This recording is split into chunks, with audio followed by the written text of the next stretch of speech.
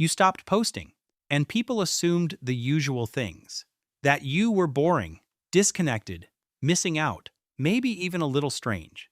But what if the truth is more uncomfortable than that? What if some people do not leave social media because they are broken, but because they can feel, earlier than most, what constant visibility does to the mind? Because the moment your life becomes something to display, it stops feeling fully lived. It starts feeling managed, edited, packaged. And some people's nervous systems reject that immediately. So, if posting feels heavy to you, if being visible feels oddly exhausting, this video may explain why. The problem with social media is not just comparison.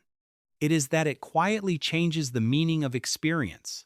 You stop asking, "What am I feeling?" and start asking, "How will this look?" That small shift changes everything. A nice meal becomes content.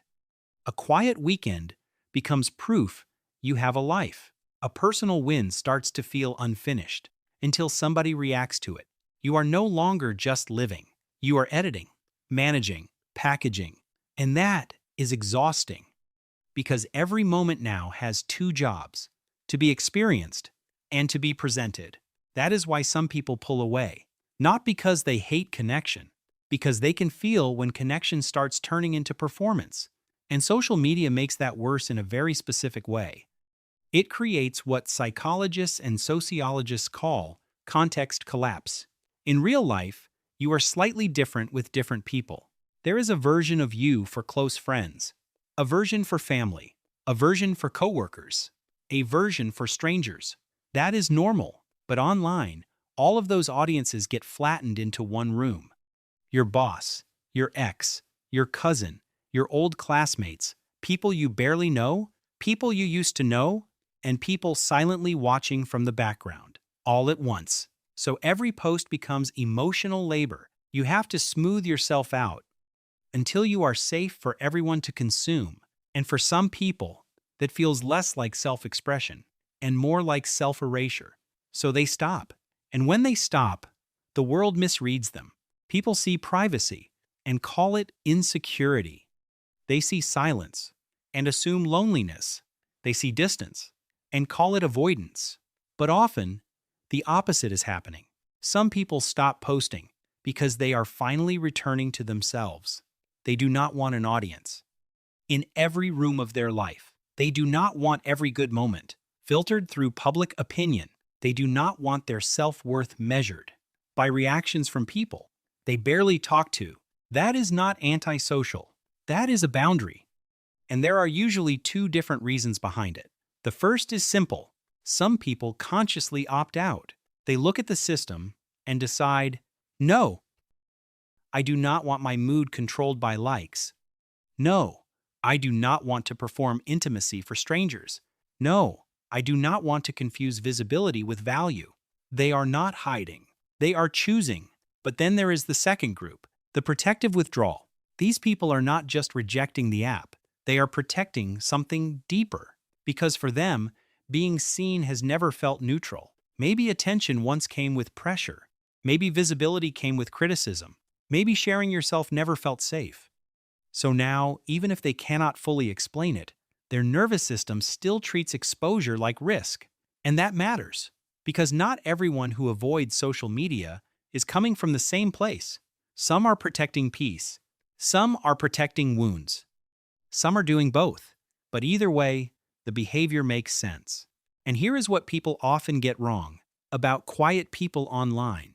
They do not always want less connection. They want a different kind. Less broadcast. More depth. Less audience. More intimacy. They would rather have 3 honest conversations than 300 empty reactions.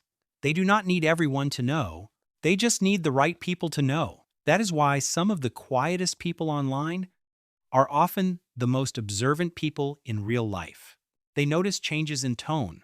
They notice who is tired, who is pretending, who suddenly starts posting more, who disappears for a week and comes back smiling too hard. Because when you are not busy performing yourself, you have more energy left to actually see other people. And that kind of attention is rare. There are 2 kinds of self-awareness. One asks, How will this look? The other asks, how does this feel? Social media trains the first one, but peace is built by the second.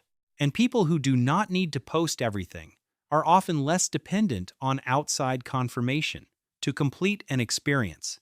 They can enjoy something without announcing it. They can keep something private without feeling like it disappears. They can let a moment belong to them instead of turning it into content. That is a quiet kind of power. So no, people who avoid social media are not always missing out. Sometimes they are the ones who notice the hidden tax. The tax on attention, the tax on self-worth, the tax on peace, the tax of being constantly visible. And once you notice that tax, stepping back stops looking strange.